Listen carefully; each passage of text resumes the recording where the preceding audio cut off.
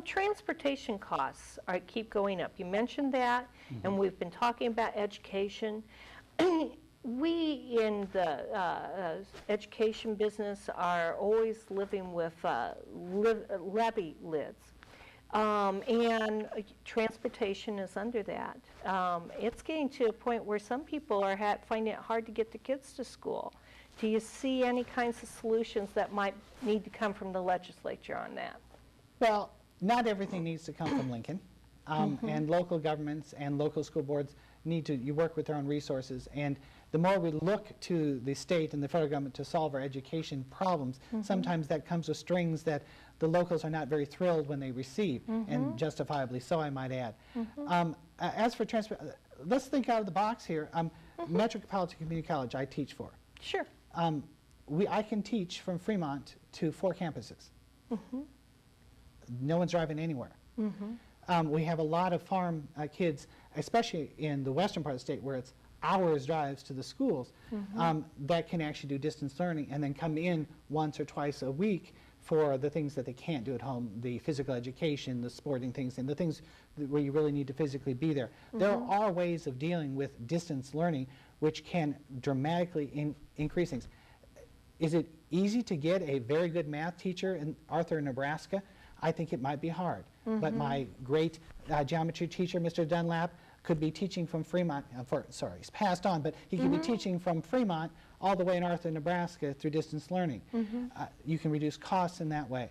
But there's a lot of things about the way the lid was written and its poorly designed system that it's come from that. If I can spin from that just a little, the lids itself was drafted very poorly, as you obviously know from being on the school board. And we need to look at how that was put together. I've met with school board peoples from out the state, and what happened was it froze a lot of the very efficient school districts at a lower rate, and then when they had their increases set by the lids, well, to get up to everybody else, technology couldn't afford to do it. Whereas the more wasteful school districts, which were higher, were getting a rate raised from there. And all that meant was we were punishing efficient school districts, and we were rewarding bad behavior. And then in a school district that Western Nebraska is a good example where one teacher can make the difference. You only have a few teachers, and one goes out, so you don't have that budget line. You didn't spend it this year, so the next year your caps come from a lower number. It creates all kinds of foolish spending things to try to keep your budgets up there so you won't have to work from a lower number before. I understand taxes are too high. I know it. Everybody hates taxes. Everybody should hate taxes. Anytime someone takes your money, you shouldn't be happy about it. But without schools, without our roads, without our law enforcement, we don't have an orderly society. And there is a price tag for that, but it has to come from a fair and uniform system which allocates the risks and burdens evenly amongst us all.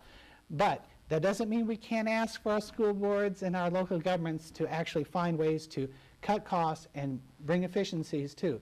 There's a lot of things that I can think of that can actually save money from technology that we can implement in government. And if we were in the business world, we would have done it years ago. And so there is something to say about keeping the cost down. But keeping the cost down when it actually prevents you from being efficient is not a good solution. It actually is a bad long-term solution. You're watching the Lancaster County Democrats Watchful Citizens Show. Our guest today is Richard Register. He's running for state senator for District 15, which is Fremont. And so we were talking a little bit earlier about economic growth, and you wanted to call it growth instead of development. Tell me, what is more important, attracting business here or growing business that's already here? Growing. Absolutely growing. Look to the businesses that are here. It is so much more economically efficient to give them the fertilizer and the pruning tools to actually grow here. The roots are in our soil. They're going to be here. Their buildings are here. Their families are here. They're committed. They're Nebraskans, and Nebraskans know how to work. We import businesses who we had to bribe to come here, and we are at their mercy to go away. That is not a workable long-term solution. Nebraska cannot afford to compete with other states to outbid these companies. We need to have competent education system that gives them good workers. We're already the best workers in the world, if you ask me. Nebraskans are the best. But we need to make sure the education system is the best so they can be ready to work. You cannot create a system that punishes the old existing businesses in favor of ones that may come up with new promises. Do we discourage the new ones? No. But you encourage them by a fair tax system which allocates the resources, and a great education system. And Nebraska, which is a place we really want to live, you and I want to be here. There's places that have nice places for Disneylands and other places to visit, but you and I come home, and this is home. We have our roots here, and that's why you grow from within.